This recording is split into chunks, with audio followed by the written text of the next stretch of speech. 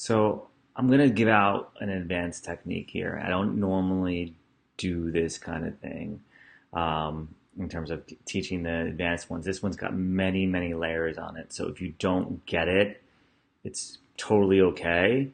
And if you want to comment where like it didn't resonate for you or it didn't make sense to you, I can do a video on any one of these steps. But I wanted to give it to the world because something that I just actually learned yesterday, and it cleared out some like really, really interesting stuff for me. It was like the most powerful healing time I've ever had. And it's like total energy work, total woo woo stuff. So if you're not into that, then go ahead and you can turn off this. Um, but I really like to get your feedback. I taught a couple people it, and they were like astounded, like they was totally astonished that it worked the way that it did. Hey, what's up, Roll? Thanks for joining in, man. If you're around, let's get on a call after this video. I'd love to wish you congratulations in your new matrimony. So, so let me know if we can do that. But I was reading The Power of Now again, and there was one paragraph that was like hidden in it, and I was really, really confused by the fact that I never even noticed it. So I'm going to teach this right now and kind of break it down. Now, this assumes a few things, that you know how to do a few things. So I'm going to lay those out in a moment here.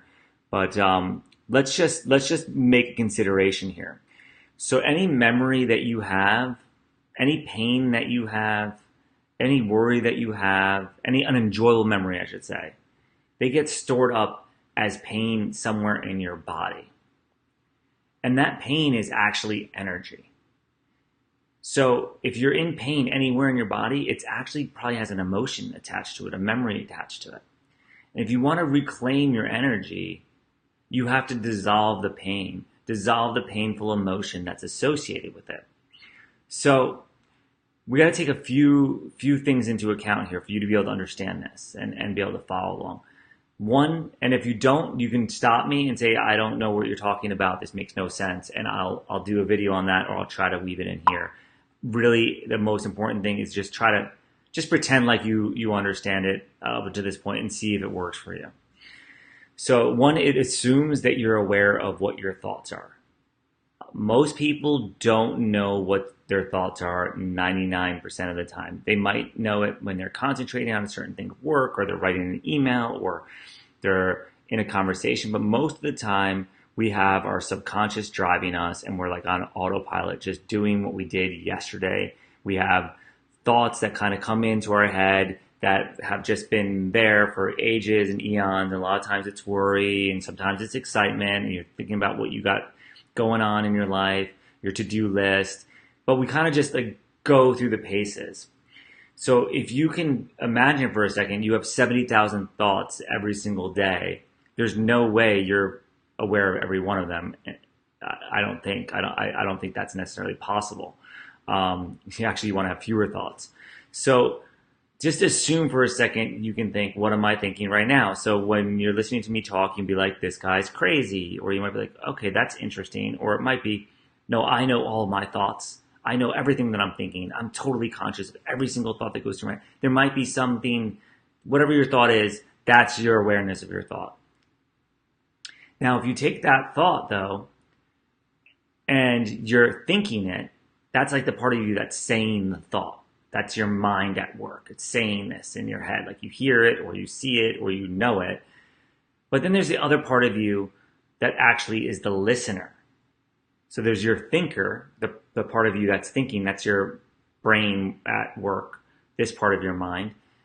And then there's the part of you that is listening to it. So it would be, Eckhart Tolle came into this understanding because he was sitting there thinking to himself, I can't live with myself.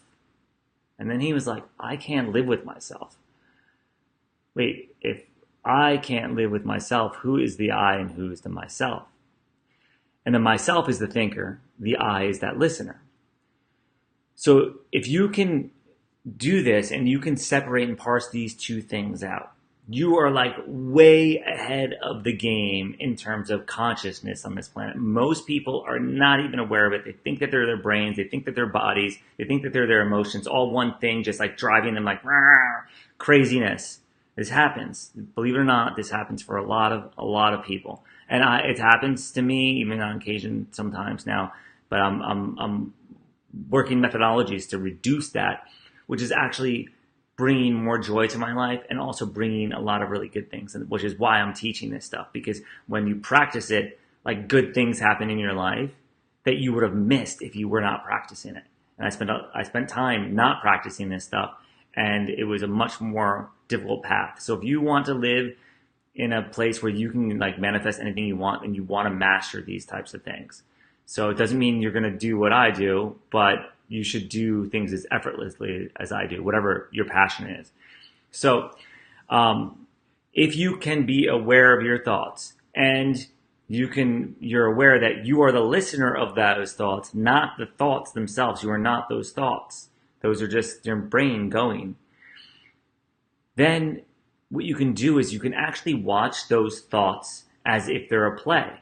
So sometimes you'll hear me say something like completely outlandish, like that's totally out of character for me.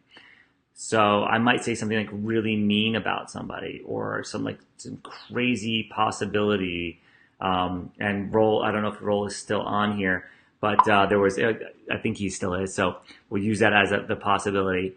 We were driving through a car wash, and we were trying to think about we were just talking about how we could actually get the track dry faster at San Antonio Raceway. And we normally have to drag it and scrape it. And at the car wash, at the end of the car wash, they had the big blowers, right? And it just blow dries the whole car. And I just looked at Roll, I'm like, that's what we need. Let's come back with the truck and take those things. And it just like popped out of my head. So that was like my thought, just like, bam, like, but it's not at all who I am. Like, I would never be stealing stuff like that. So like this crazy thought just ran through my head. It popped out of my mouth. If this ever happened to you, feel free to let me know. I think it happens to most everybody. So if you can actually, what ended up happening was that thought came out and I verbalized it. And then I was like, whoa, that guy's crazy. I can't believe he just showed up. Where is he coming from? So I actually was able to now watch my thoughts and look at them like, is that me? It's not me. So once you can actually watch those thoughts as if a movie's playing, then you're ready for the next step. So let's assume that you are. Let's assume you can just watch those thoughts that are going through your mind, whatever they are. You're worried about your girlfriend not calling you back or texting you when she was supposed to, or your kid that didn't come home on time, or your job, or whatever it is that you worry about, right? And you watch that, and you watch your brain just play that reel over and over again. And you're like, but that's just a thought. That's not actually really happening. Like, it doesn't really matter. So once you can do that, you'll notice that those thoughts, thinking of certain things, trigger certain emotions. So you may actually realize that certain emotions make you, or certain thoughts will make you happier than others. So for example, like when my cat is purring, that like makes me feel like I'm doing a good job as a cat dad. Or when my wife's whistling and singing around the kitchen, I'm like, hell yeah, that's awesome. Like, she's happy and she's making dinner. Or the other way might be like if my cat is now clawing on my favorite pants. Some might call that emotion a little bit of anger. Right? So maybe think of a real life situation. Maybe you work with a woman named Susie, and she presents a great idea to the boss and he loves it. And you witness all this. You might be happy for her. You might feel jealous of her. You might be angry that it wasn't your idea, or maybe it was even your idea. And you shared it with her at lunch and she didn't give you credit. This has happened to all of us. And then you're angry, or you have hostility, you're resentful, you don't trust this person anymore. You're like, oh, there's no more loyalty in this world. And you go through this whole path.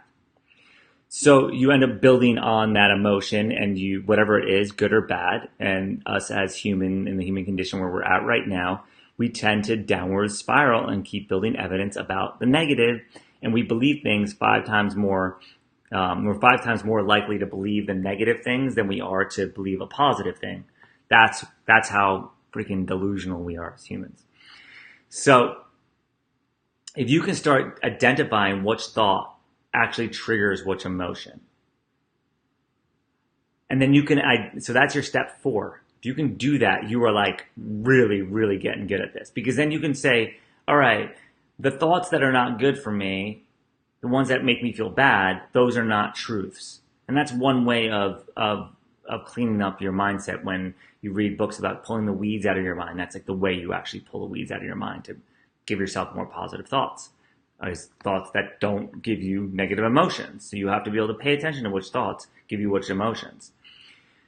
So if you can do all of that, like I said, this is an advanced technique. It's not for everybody. Like, it actually is for everybody. It just might take you a while to get there. So just practice this. I promise you it will change your life. Once you can do all of that and you can feel like the anger and the rage associated with a certain thought, you're going to feel it in your body in a certain place. For me, like, I feel a lot of my pain is stored in my stomach or my chest. Like, sometimes I feel like somebody's just like stabbed a dagger in my heart. They'll say something to me and I'm like, oh my God, that was so mean. And it hurts so much right here. And what my typical way of handling this situation would be like, well, if that's how I'm feeling, then that cannot be true. And I would try to just change my thought so I didn't think that they meant what they may or may not have meant. But that doesn't always work. That works for a lot of things, and it's really, really helped me get a lot of places. But yesterday I learned something different. I learned something so much more profound. So what happens is, if you're going to take this now with all that, that's your background, right? That's what you need to know to be able to do the next 5 steps.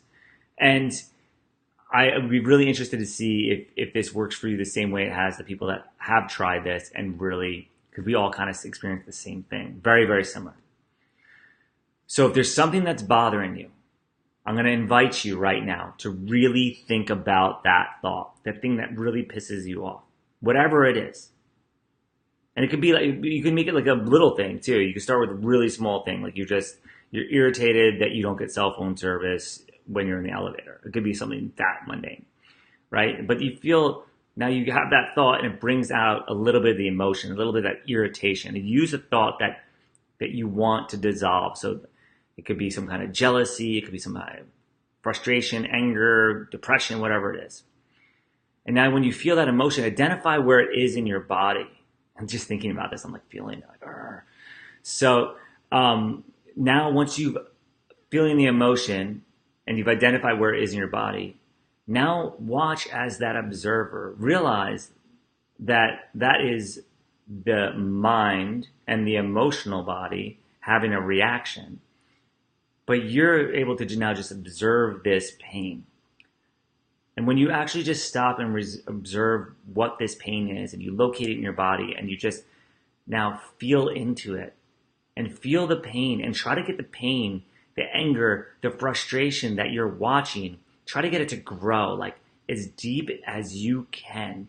Think really hard about this situation. Really try to feel the emotion. Get as upset inside as you possibly can, but you have to maintain this position as the observer. You cannot identify with this. Don't build it and make it like true. Don't start making a bigger case about it and say this is really what it is. And don't do the opposite of even trying to get rid of it by talking yourself out of it. That was a tough one for me. I've tried to like build evidence that it's not true. So when you're feeling this pain, what happens is one of two things is going to happen. One, you're going to get more upset. But at a certain point, that upsetness should just feel like a calm, to the point where like you can't even think of what you were thinking about anymore. Like you've completely forgot what you were upset about and what you started this whole process with. And you can't like get the emotion to pop back up around that thought if you can remember it. Or maybe you can, but just a little bit. If you can, but just a little bit, try to make that grow bigger and bigger and bigger, and just stay as the observer. at a certain point, once you push past the most amount of pain you could feel about a certain topic, it just goes away. It just dissolves into thin air. So I've been doing this, and it's been so incredibly effective. I'd be like, every time I have a moment here that like something pisses me off, they're doing construction here. I get in touch with the woman that I'm moving to my new place with, and I wanted to move in there like a week ago. I started getting like upset about this, and then I just started feeling the emotion attached to it. And not only did it make me dissolve that emotion, but it made me feel so much lighter, and it gave me so much more clarity on what I should be doing, and it gave me energy and it empowered me to go do the work I needed to do. Like, I got so much done in the last 2 days. I got more done in the last 2 days of things that have been my to-do list than I have in the last 2 months as a result of this technique. So let me know, try it out for you, and see how it works. So, hey Vic, thank you for joining in, and really appreciate your support and role as well. And guys, just share this if this works for you, or even if it doesn't. I mean, just tell me what you think, and hopefully we got some exciting stuff for you. Have a great day, everybody. Cheers.